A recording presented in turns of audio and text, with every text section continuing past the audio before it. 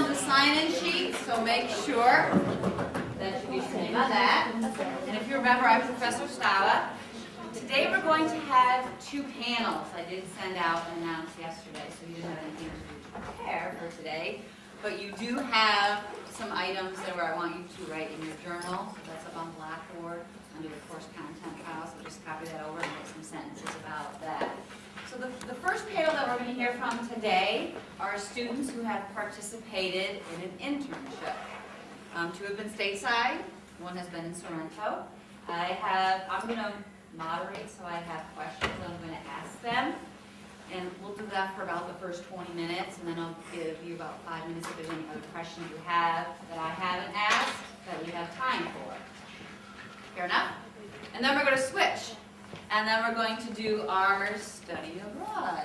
We'll do a second panel. Rhapsody's going to serve out both because she's done both.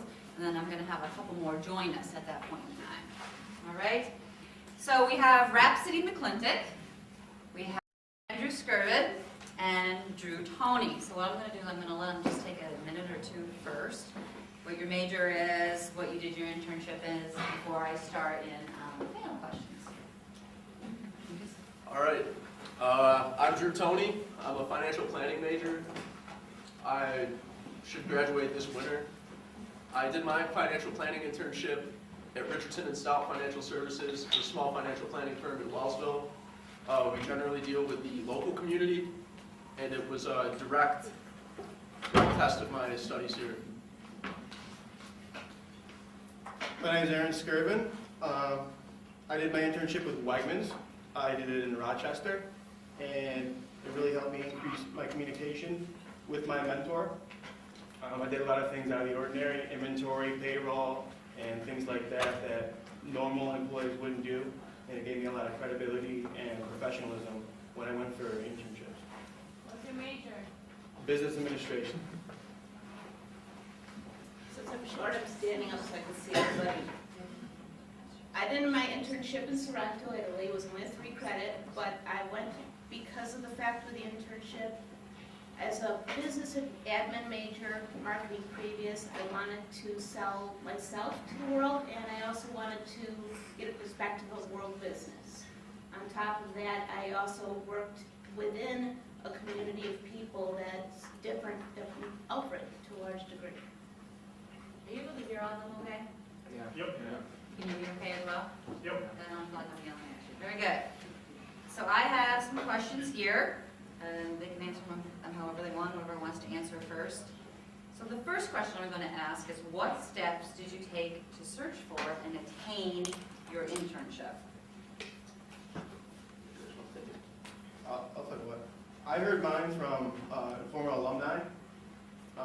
He did the internship, I believe, with you.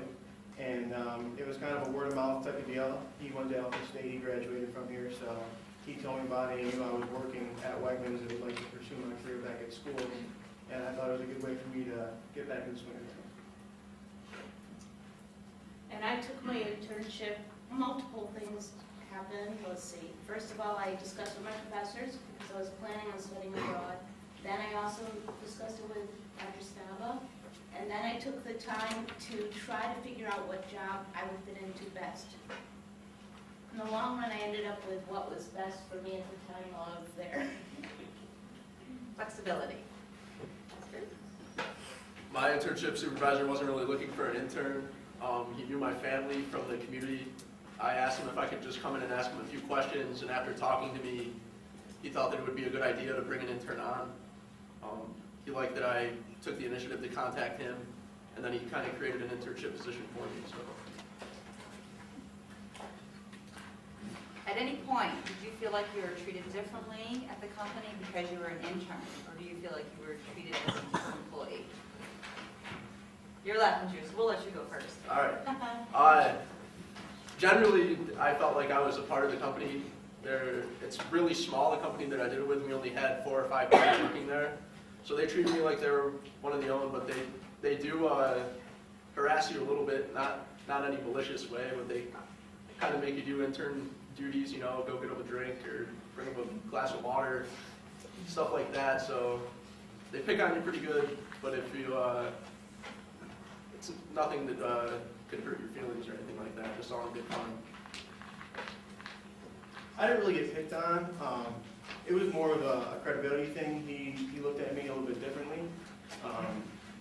For the most part, we sat down each week and we went through the goals that I set and what I was trying to attain. He gave me feedback on that and allowed me to excel in what I was trying to do.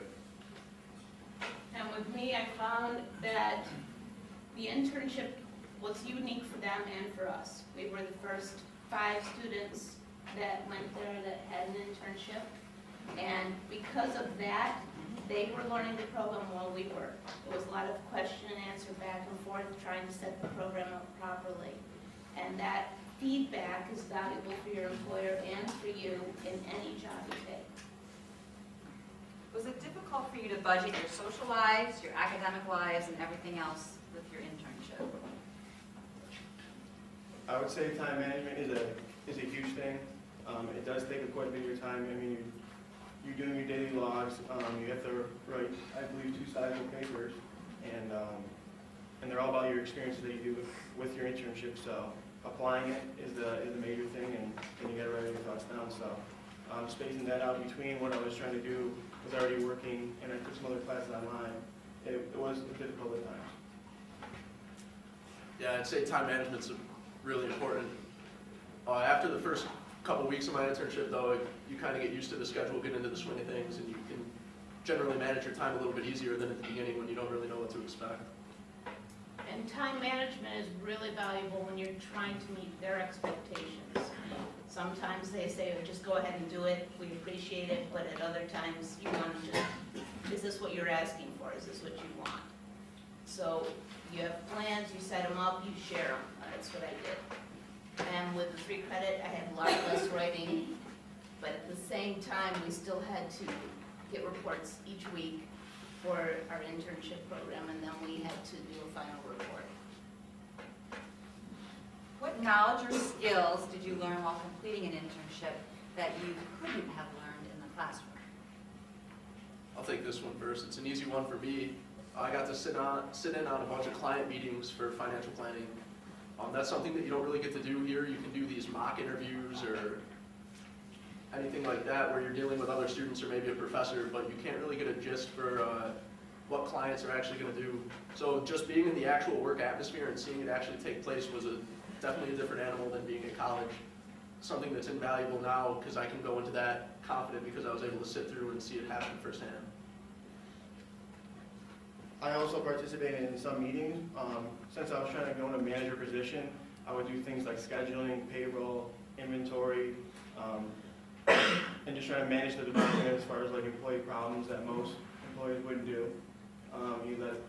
He let me handle some of the customer situations. If a discrepancy came up, just to see how I handle things, he would put me in uncomfortable situations, trying to get me out of my comfort zone.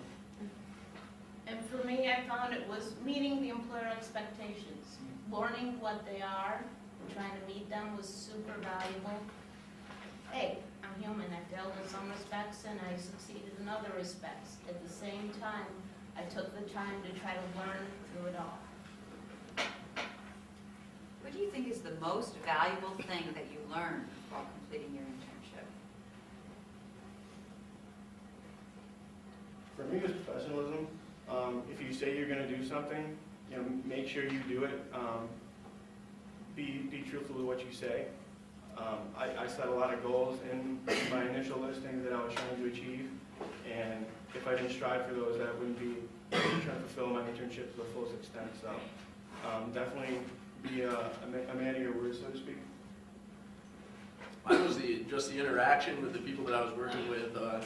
You had to have a good working relationship. If you didn't, it kind of threw a wrench in your whole day. No one was really productive at all.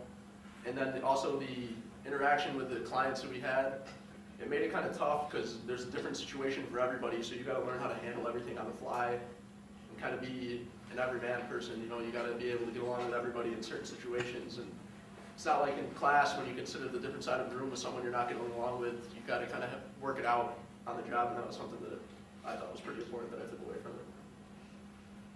And for me, it was being as realistic as possible.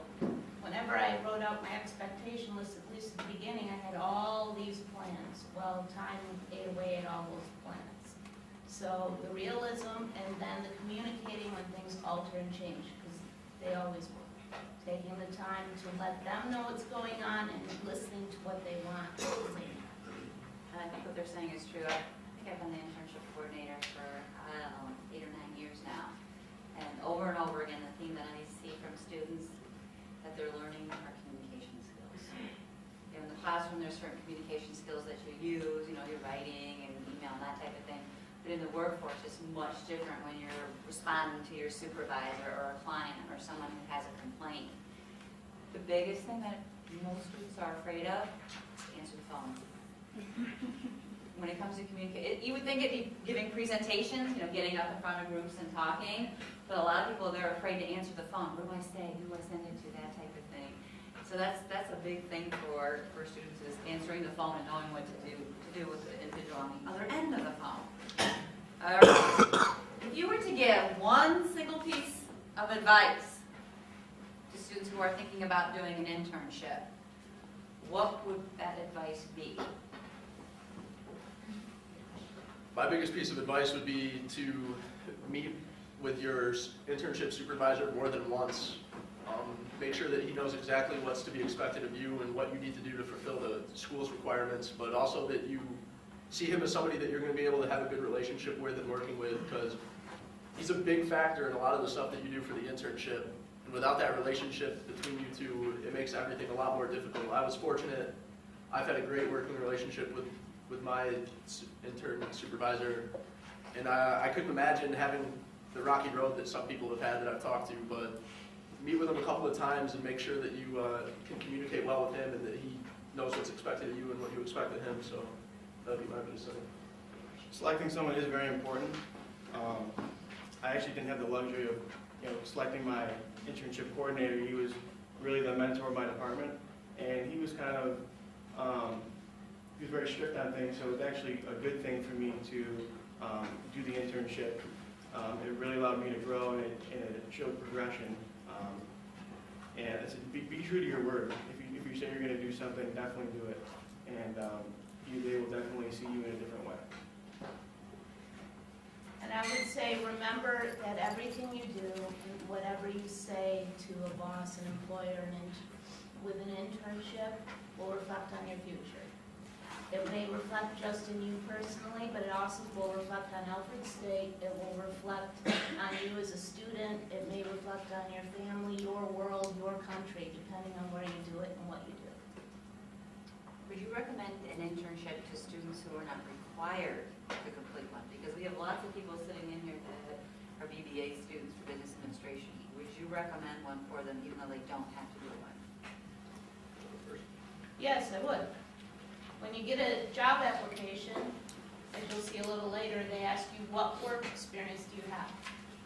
Most employers are looking for something beyond Alfred State. They want to know where you've worked for an employer that doesn't work with students, where you've worked, what skills you've had, and then you can also have that recommendation letter if you're a good intern from them. I think really the experience of the internship is invaluable. That interaction you have between you and your higher up bosses and your mentors is a real eye-opener. You get to see how the business side actually works. They incorporate you on things that you normally wouldn't see. So it'd be a great thing as far as the work, and it also does look good on a resume. An employer is always looking for people that go above and beyond and just try to get by. Yeah, I'd also recommend one. I think that you can't go wrong anytime you get experience in the field that you hope to get in, or even a related field.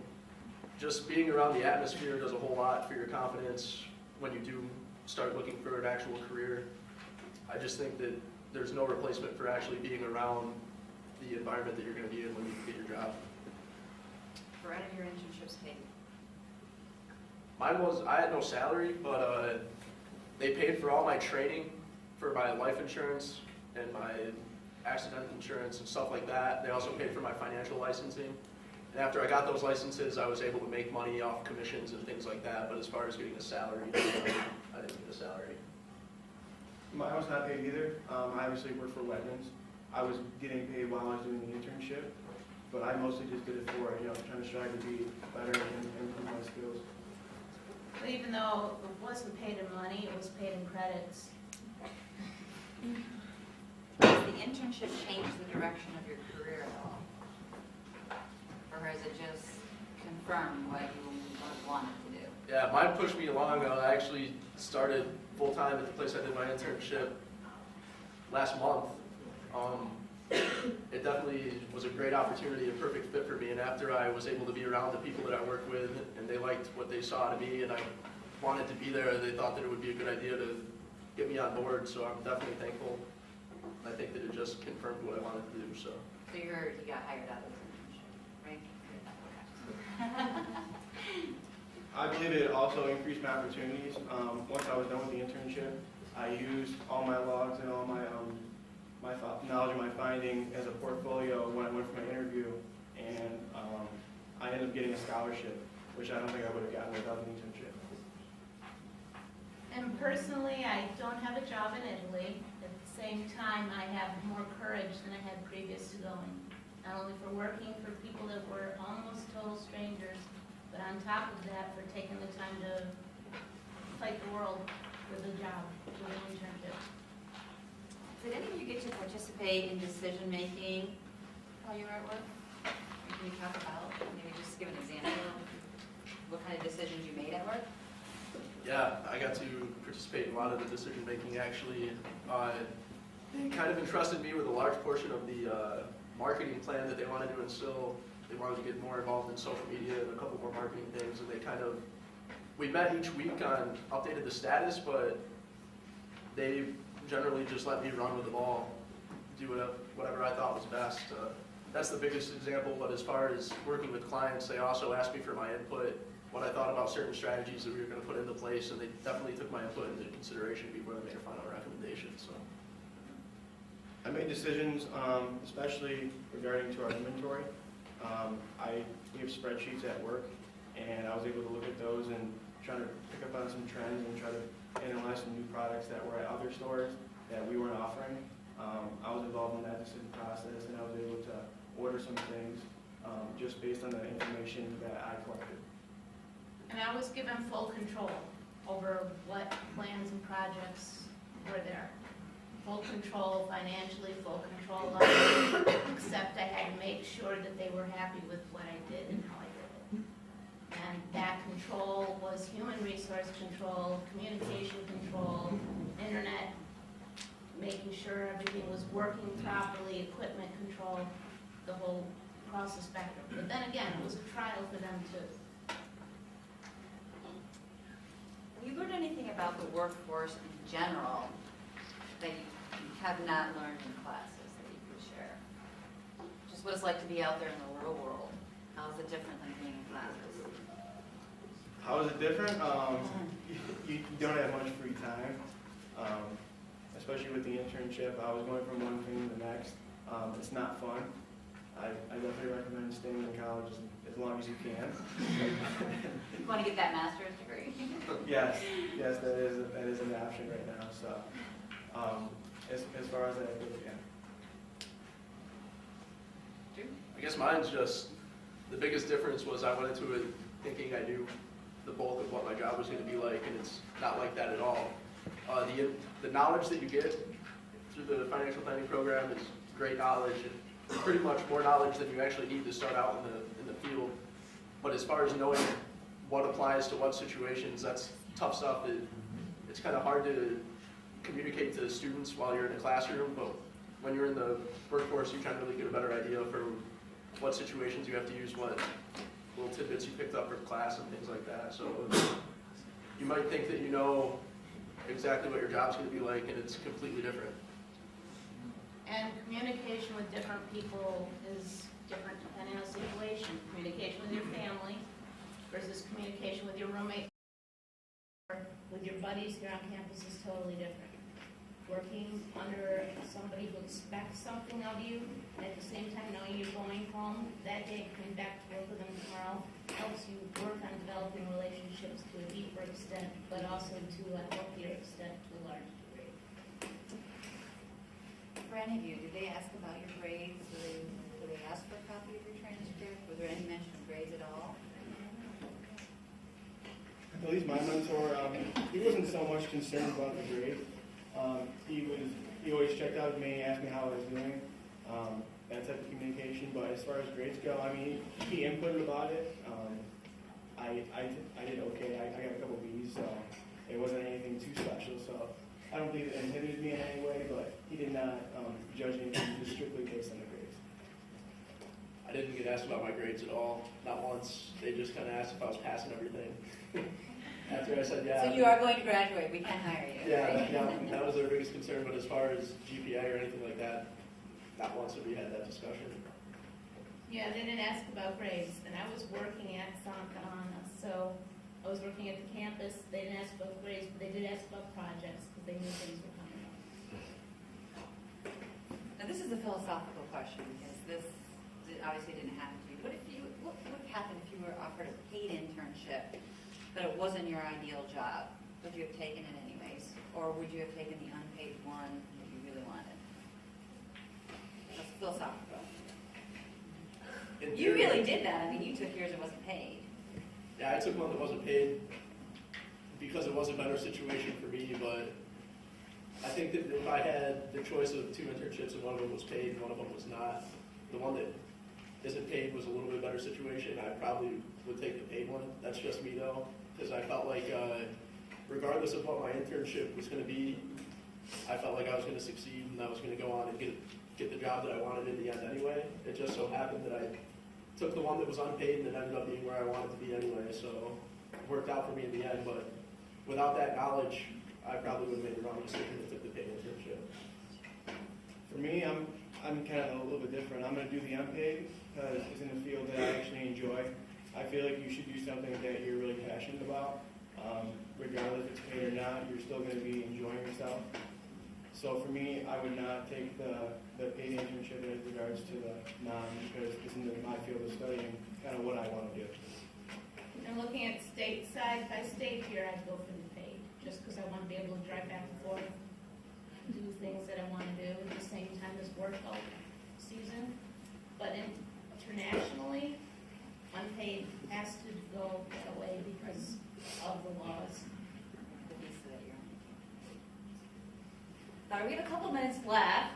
Obviously, I had a good list of questions. Does anybody have any quick questions you want to ask our panel members before we excuse them? Okay. Were these internships during the summer, or were they during the semester?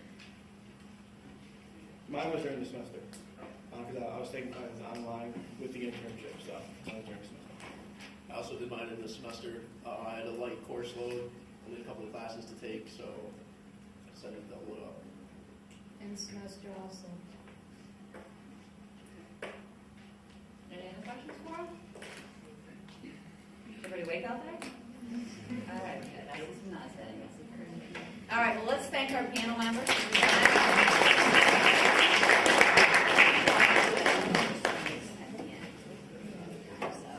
Thank you, Drew. Thank you, Aaron.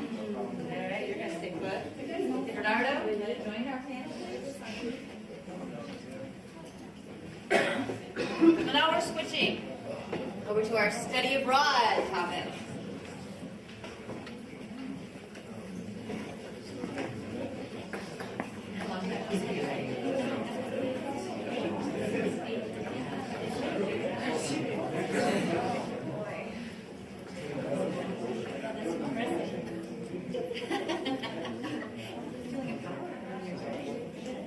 All right, I'm going to let them introduce themselves and talk about where they did their study abroad.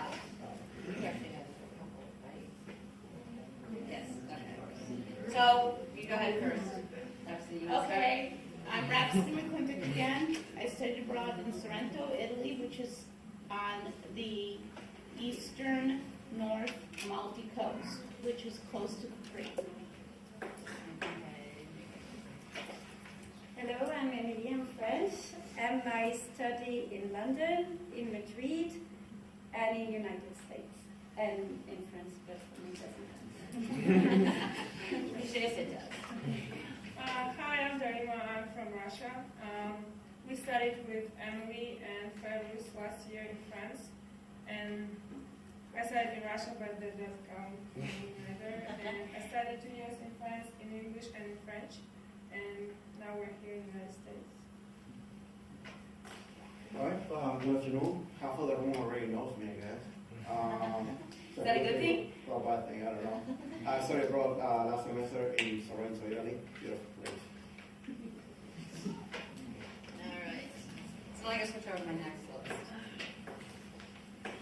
Does it cost more to study abroad than it does to stay on campus? Yes. If yes, is the experience worth the additional expense? Hands on, yes. You know. Yes, it is. Does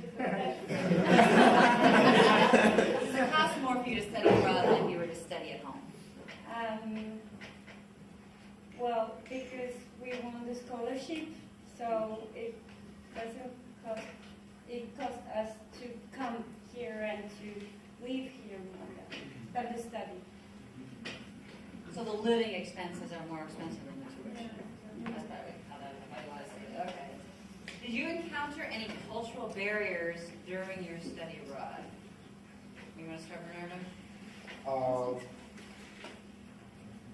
I guess that for me, it was easy. Couple of my friends they had trouble, but for me, since I was a child, pretty much my family wasn't that united. And I don't want to say that we just fight, we just separate.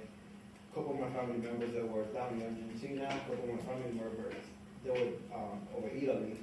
So I kind of that, since I was a kid, I had that, study abroad thing that I just wanted to go. So I remember first week I got into Italy, I felt comfortable. So I didn't have any trouble. I'm trying to remember the question.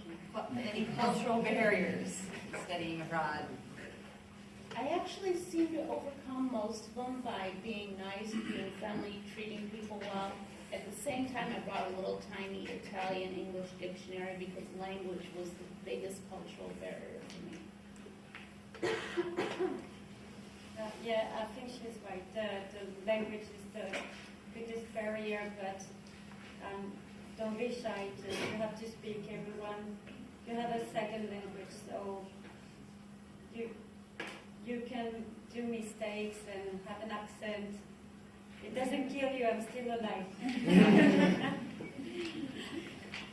think it also depends on the style of education and cultural background of countries. For example, in Russia, the status of professor is much higher than the status of a student. So, but I feel that in America, professors are more like friends. Like you can go out, like have a lunch with your professor, and that's totally okay. But such things will never happen in Russia or in France, as they have like very low number of very low number of professors per student, or like a high number of students per professor. Basically, the professors don't have time, even after classes, if you want to ask them something about the class. Sometimes So not available. No, they don't really want. They don't want to. Can you talk first about the living arrangements in Sorrento? Well, Bernardo had an apartment, correct? Yes, I did. And I was stayed with a family. So it's different. First of all, you learn the culture of the family while you're living there. You try to figure out what they expect, how they expect it. And at the same time, as a student living with somebody else and their family, you want to not cost them too much money with your actions. So trying to observe how they act and what they do is a large portion of it. And it does take a lot of work. How about, can you speak to I-80 Because if they were to study abroad, they might go to France. So could you talk about the living arrangements at I-80 Oh, it's not like you have here We don't have college with residents and you stay in the same bubble all the year. It's in the city, so everyone has a flat that they share or they don't. You can have university residents, where most of them are students, but in year 3, most of them they live in the city, so it's quite nice because you get away from. So did you have From a flat school. in the city as well too? Hmm? Did you have a flat in the city? Oh, Both of you had flats? Yeah. Okay. What attractions and activities were you able to participate in while you were in, we'll start with Sorrento first. I'll look an hour to talk about it. I spent a lot of time with the family. Well, I didn't mean to the apartment thing. It's a beautiful thing. I mean, the school might send an email, say, oh, your professor might send an email, say, hey, sign up with 3 people. We will give you, depending on the apartment size, it can be 4 or 5 people.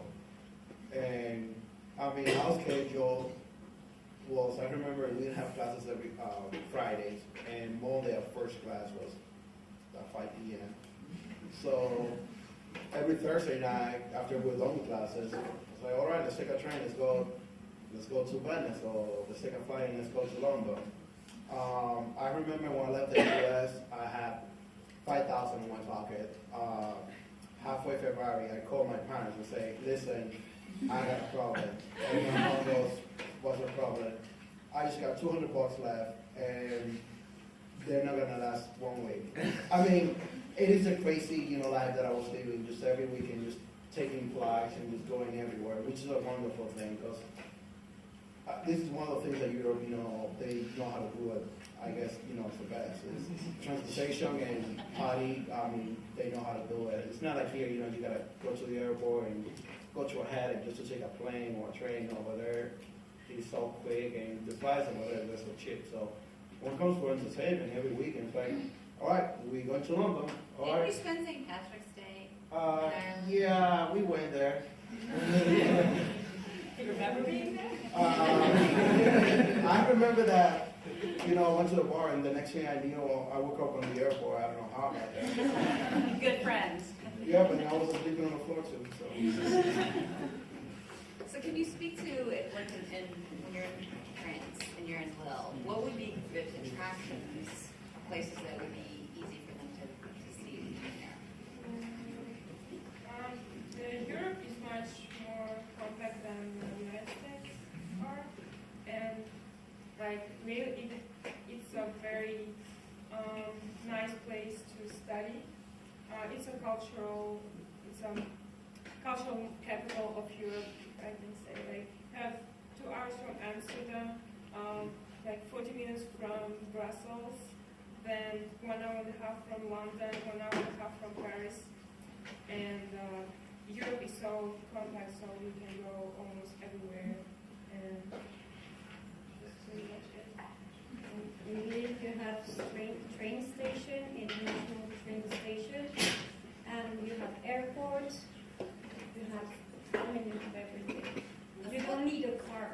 The flights are very reasonable as well, right? Mm-hmm. So what might be like an average flight? So if you wanted to fly from Sorrento to London, or would you take a train then?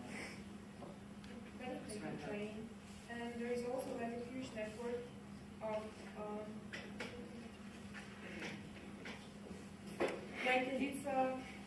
it's like there is a car and the person wants to go, for example, from Paris to Brussels, and they want to have some coast covered, but they have free space left in the car. So there's a huge internet website. It's a little bit like car surfing. So you are signing your demand that I want to go on this day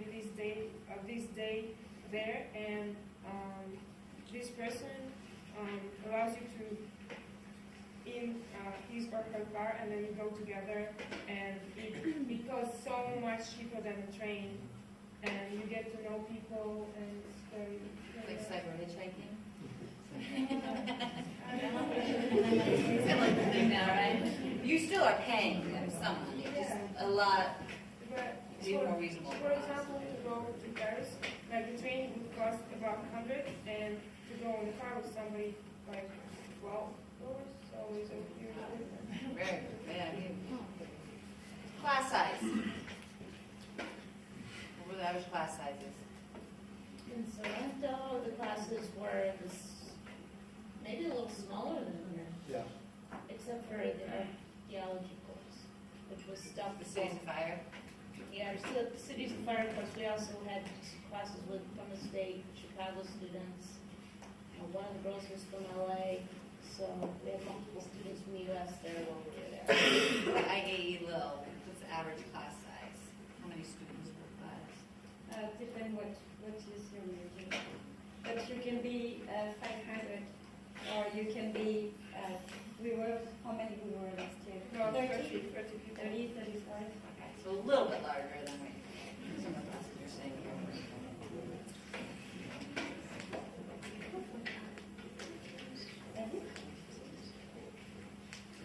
What was your biggest obstacle that you faced studying abroad? Having enough money to do things. Living with a family meant the meals, I checked off dinner and breakfast, so we had meals in the house. Also remembering that any guests that come into the house are fed 3 times as much as the normal family eats. So if you want to say, when you first get there, mia familia, I'm your family, feed me the same. And you'll have to translate that for yourself, because you do not want to eat 3 times as much every meal for 5 months. But buying food, you'd have to know how to cook a little bit. I would say that living in the apartments, I mean, you're living in regular apartments with families, and I'm pretty sure it's the same thing, but I remember the first weekend we got there, we were socializing in the apartment.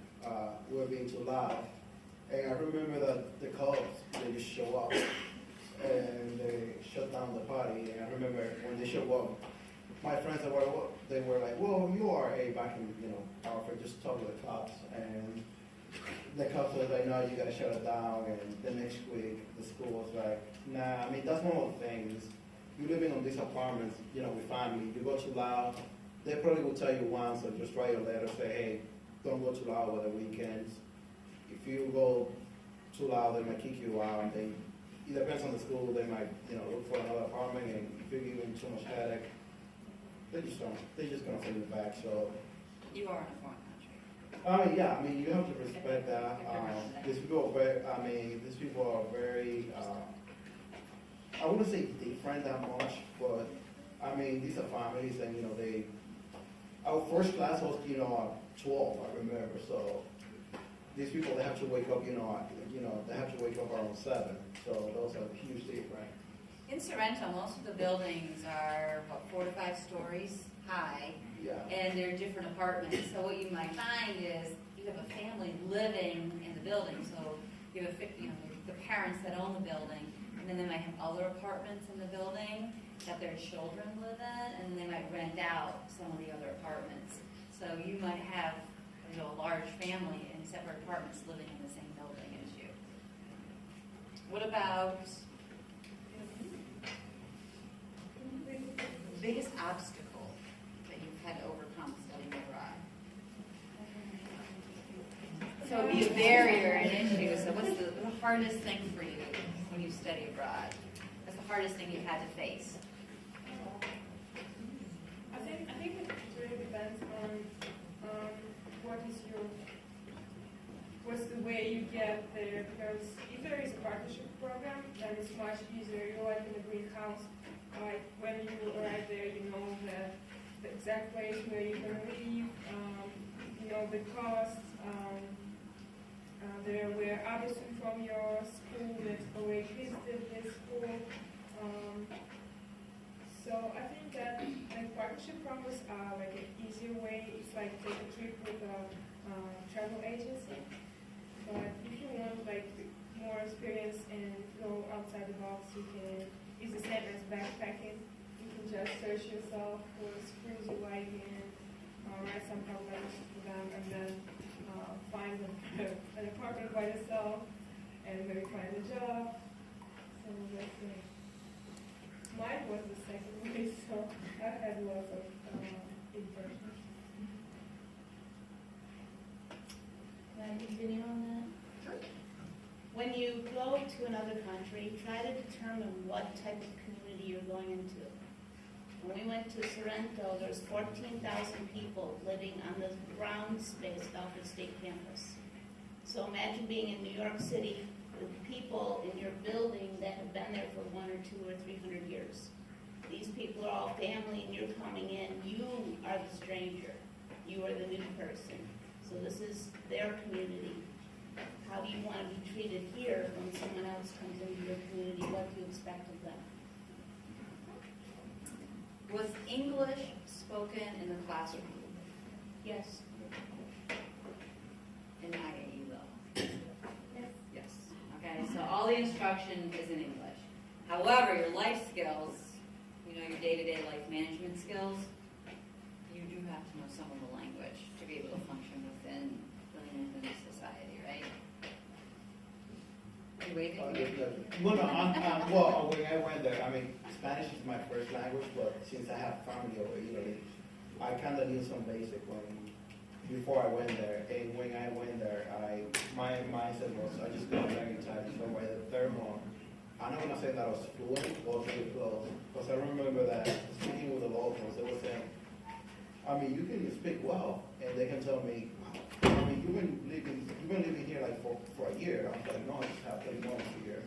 I mean, I just went for the language and have fun. Hey, Rhapsody. Language-wise, I understood quite a bit when I left, but I could speak very little. The accent fooled people. For some reason, rolling the R's made them think I was very good at Italian. How about in France? The classes are in English. If you transfer in France, the classes are in English, but you have a French class as well as a requirement. But I think it's good because if you go to another country and you don't learn at least the basic language, basic things, there's no point staying at home. It's going to cost you less.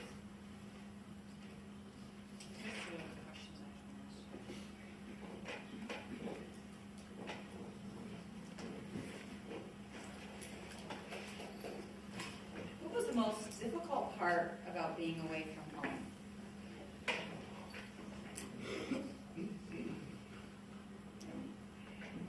You don't have any, I guess. You enjoyed it so much. I would say time, because there's a difference of 6 hours. So when you guys are waking up, you're going to bed, and either way, so It's hard to connect people. yeah, it's really hard to take my commitment. So the time difference is definitely. For me, it was technology. My computer broke after being there for a week and a half. And they had computers set up for use for the internet, but not for word programming. We're so used to Word 2007, 2010, they had 2003 on the computers. So I'm sitting there trying to do all my homework with the school hours, which are definitely totally different. Their school, Santa Ana opens at 8:30 in the morning. Their internet kind of shuts down at 6 p.m. because everybody in the town has just limited satellite. So you really get dragged internet between, I think, 6 and 9. Yeah, I forgot about that. You can't just go everywhere, and you're going to have access to cafes where you can do that type of thing. And usually you have to log in wherever you're staying. They'll give you an access code or whatever to be able to use your internet. But the reliability is not what we're used to here in the United States. And that affects your apartments too, with 5 gigabytes of megabytes. 5 megabytes? On some apartments in That would just matter like the first month when you start with call and training, but after February, I mean the sun's gonna come out, you guys just wanna go out on a scooter, it won't matter. I think the big difference between us is that Ukraine is going towards semesters. So first, whereas it's like a year, and I've been traveling for 7 years almost. So so kind of used to, but I remember that obviously you miss your family, your friends, and the hardest part is when you come back home, because you change, your friends change, everyone change, and you expect that when you come back, everything's going to be the same, and it's definitely not the same. So it's the hardest part. You want to add? No, I think it's very important. One thing that one of the students told me about Sorrento that was difficult for them was laundry day. It all depends on where you're living. But we're used to water that doesn't bleach your clothes. We're used to being able to use as much water, hot and cold, as we want. We're used to a dryer that's in every single place, an apartment and home. Well, everything you dry gets hung outside. Everybody sees your labels, especially when you turn your clothes inside out so you don't fade the outside of your clothes.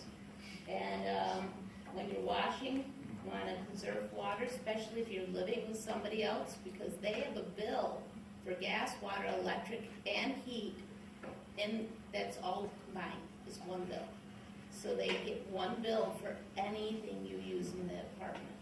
You have washing, or did you have to go to the laundromat?